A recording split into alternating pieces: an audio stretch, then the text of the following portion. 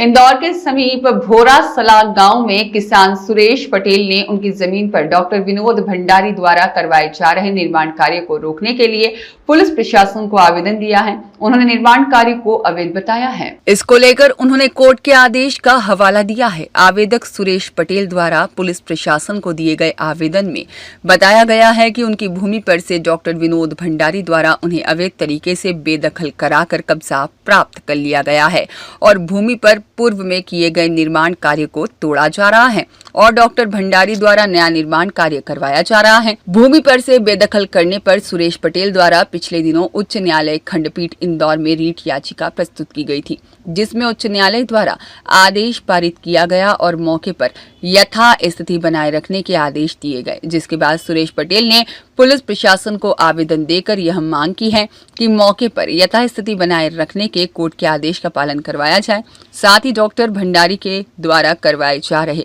अवैध निर्माण को रोका जाए। साथ ही इस भूमि पर किसी भी अनावश्यक की घुसपैठ रोकने की मांग भी उनके द्वारा की गई है।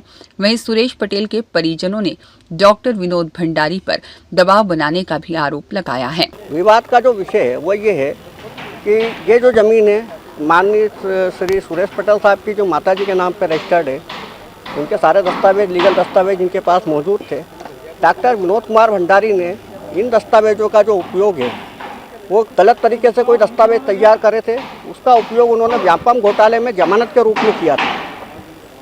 जमानत में जब उपयोग किया गया था और न्यायालय को ये जानकारी हुई, संज्ञान में आया कि ये जो दस्तावेज बनाए गए हैं ये पूर्ण रूप से इनलीगल या फिर जाली है, तब फिर उन लोगों ने इनसे नकद स्टाम्प ड्यूटी वो करवा के बैंक में एफडी करवा के और फिर उसके आधार पर इनको व्यापम की जो जमानत थी उसको आगे रिलीज करा गया था। अन्यथा जब व्यापम घोटाले का जो मैटर आया था उसमें उनको ने ये बोला था कि अगर ये मतलब क्या कहते हैं दस्तावेज के आधार पे अगर भूमि नहीं मिली तो हम आपके ऊपर वापस से कार्रवाई करेंगे व्यापम की। इन्होंने एफडी करवाई, एफडी करवाने के बाद में फिर ये जो ज़मीन के जो दस्तावेज थे उसका दुरुपयोग करते हुए यहाँ पर इन लोगों ने जो है अतिक्रमण करने का प्रयास किया था।